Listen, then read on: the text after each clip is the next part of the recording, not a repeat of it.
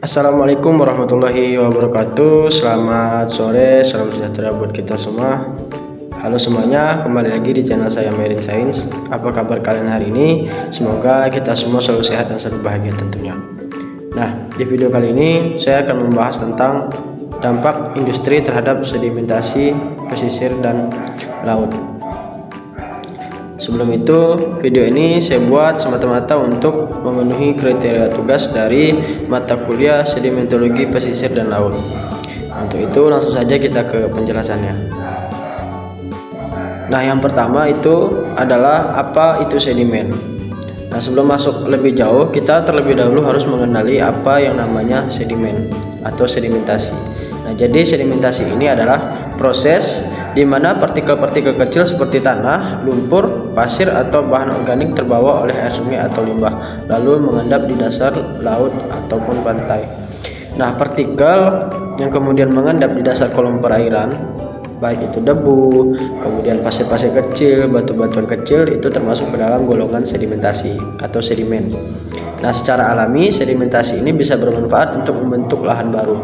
Nah, selain dampak positif dan negatifnya, dampak positifnya terlebih dahulu, yaitu bisa untuk membentuk lahan baru. Nah, bagaimana caranya sedimentasi bisa membentuk lahan baru? Nah, ketika terjadi penumpukan sedimentasi sehingga membentuk daratan baru, nah itulah yang disebut sebagai manfaat dari sedimentasi pembentuk garis pantai atau lahan baru, khususnya di daerah pesisir ya. Nah, kemudian jika terlalu banyak, terutama karena limbah industri, sedimentasi bisa membuat jalur jadi dangkal, menutup habitat hewan laut, dan merusak ekosistem. Nah, selain dampak positifnya tadi, dampak negatifnya juga banyak. Nah, salah satunya yaitu yang biasanya perairan itu dalam, ketika sedimentasi ini terlalu banyak atau over, nah maka akan terjadi pendangkalan. Nah, kenapa pendangkalan ini sangat tidak diperbolehkan? Nah, jadi pendangkalan itu tidak diperbolehkan. Ada beberapa tempat yang tidak memperbolehkannya. Nah, terutama di tempat atau di jalur sungai yang sering dijadikan tempat transportasi laut. Nah, tempat-tempat seperti ini atau jalur transportasi seperti ini tidak boleh dangkal, teman-teman ya. Karena ketika dangkal, otomatis kapal yang lewat bisa saja kandas atau karam di tempat. Nah, lanjut. Jadi pada jurnal atau artikel yang saya ambil di sini, latar belakang masalahnya yaitu yang pertama, banyak pabrik dan rumah tangga membuang limbah ke sungai atau langsung ke laut. Kemudian limbah ini membawa zat padat dan bahan kimia yang membuat air laut keruh dan mempercepat penumpukan lumpur di dasar laut. Dan yang terakhir itu di pantai Lonsi, contohnya sedimentasi menyebabkan bentuk pantai berubah dan air menjadi lebih kotor serta mengganggu kehidupan laut.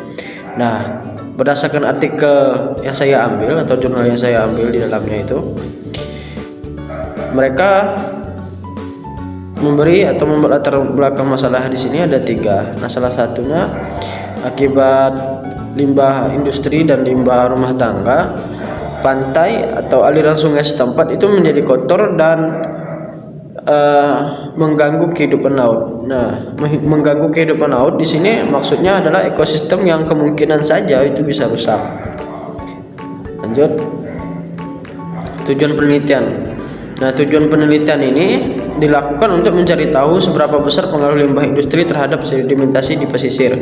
Kemudian juga ingin melihat dampak buruknya terhadap hewan laut, tumbuhan laut, dan penghidupan masyarakat sekitar seperti nelayan dan pelaku wisata. Nah, jadi tujuan dari penelitian ini dibuat ada 2. Yang saya ambil itu ada 2, yakni untuk mencari tahu seberapa besar pengaruh limbah industri terhadap sedimentasi di pesisir.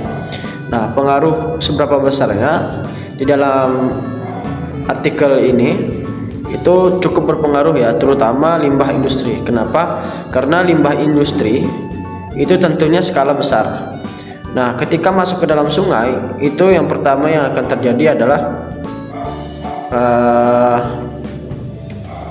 penumpukan sedimen, itu sudah pasti. Dan yang kedua, air menjadi keruh. Nah, selain itu dampaknya bagi hewan laut sangat-sangat sekali terlihat. yang mana yang dulunya banyak ikan, terus banyak kehidupan di sekitarnya, setelah masuknya limbah ini hewan-hewan tersebut sudah tidak ada dan kemungkinan ekosistemnya sudah tercemar atau sudah terganggu. Lanjut, metode penelitiannya. Di sini lokasi penelitian dipilih di Pantai Lonsi, Teluk Palu, karena daerah ini terkena dampak dari limbah. Kemudian metode yang digunakan ada 3, yakni pengambilan sampel air, kemudian pengamatan langsung ke pantai dan melihat kondisinya, kemudian wawancara dengan warga khususnya nelayan untuk pengalaman dan perubahan yang mereka alami. Nah, untuk wawancara dengan warga, di sini mereka sempat bertanya keluh kesahnya apa di dalam artikel tersebut. Kemudian dampak yang dirasakan mereka selama limbah industri ini masuk ke dalam sungai. Kemudian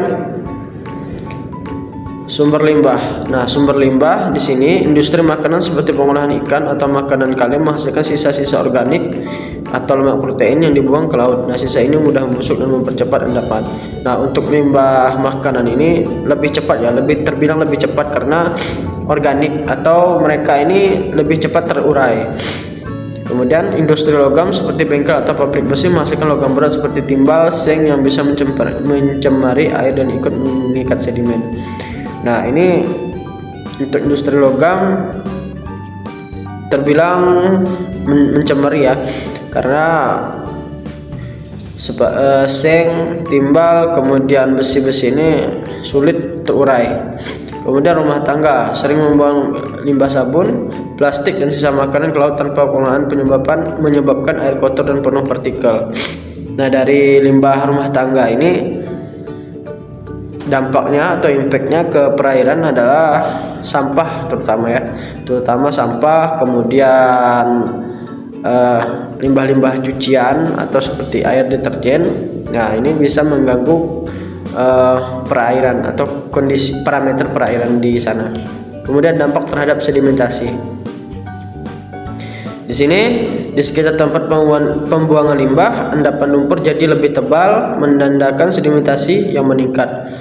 Nah, dampak dari sedimentasi dari limbah yang dibuang ke dalam sungai itu adalah lumpur menjadi lebih tebal. Nah, yang sebelumnya mungkin hanya sekitar 5 mili atau 5 cm bisa bertambah 2 kali lipat menjadi 10 cm, bahkan lebih dari 10 cm. Nah, kemudian warna lumpur berubah lebih gelap karena kandungan organik dan logam berat. Nah, di sini untuk warna lumpur yang diambil itu berwarna lebih gelap karena kandungan organik dan logam beratnya ikut tercampur ke dalam lumpur. Kemudian pH air menurun, air laut jadi lebih asam, dan ini sangat berbahaya bagi makhluk laut. Nah, ini tentunya impactnya ke makhluk yang hidup di dalam perairan ya, seperti ikan, kepiting, udang-udang, dan hewan-hewan lainnya. Kemudian air menjadi keruh, cahaya matahari sulit menembus, tanaman laut tidak bisa berfotosintesis dengan baik. Nah, ini yang menjadi impact atau dampak utama yang diakibatkan oleh limbah industri. Ada 4. Nah, dari salah satu impact ini yang sangat berpengaruh adalah itu cahaya matahari sulit menembus. Kenapa? Karena air yang awalnya jernih itu menjadi keruh sehingga cahaya matahari tidak bisa masuk ke dalam kolom perairan. Nah, kenapa ini penting? Karena cahaya matahari itu adalah sebagian penting dari proses fotosintesis di dalam perairan. Nah, hal ini menyokong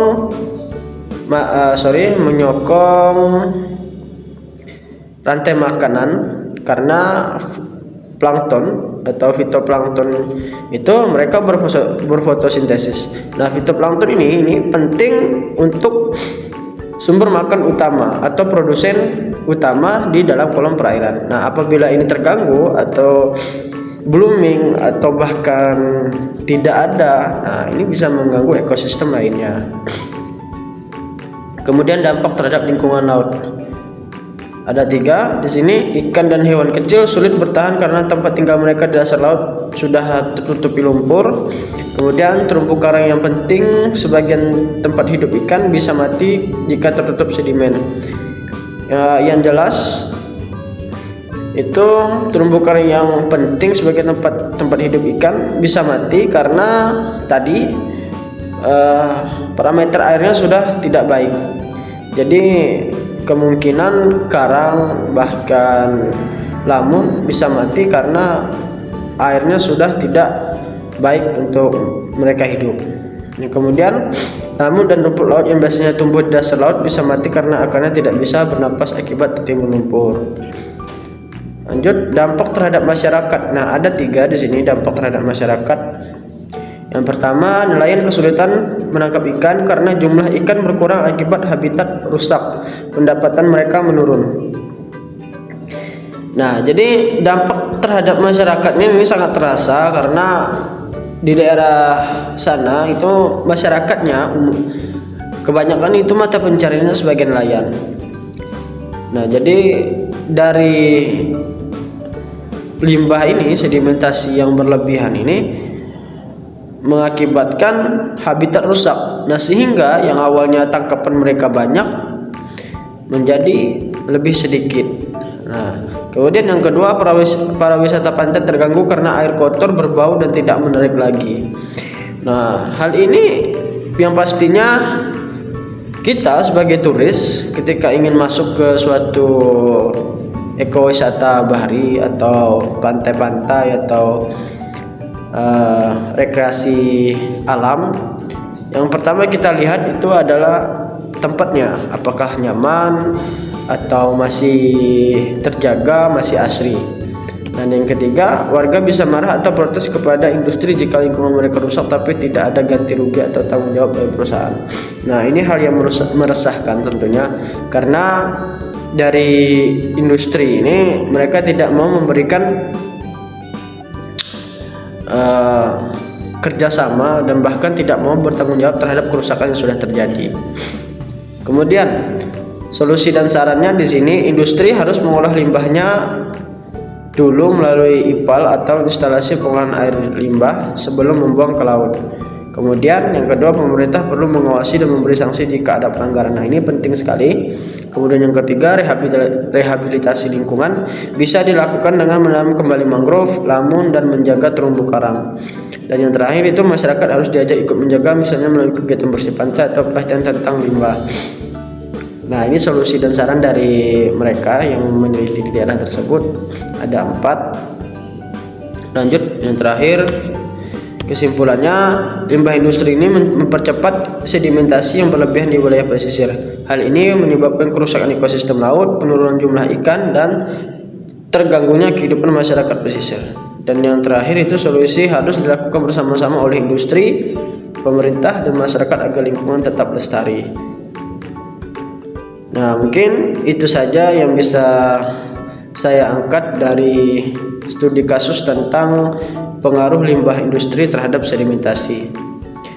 Semoga video ini bermanfaat. Jika kalian suka, silahkan komen, like, dan subscribe. Saya akhiri, wabillahi taufiq wal hidayah. Wassalamualaikum warahmatullahi wabarakatuh. Terima kasih.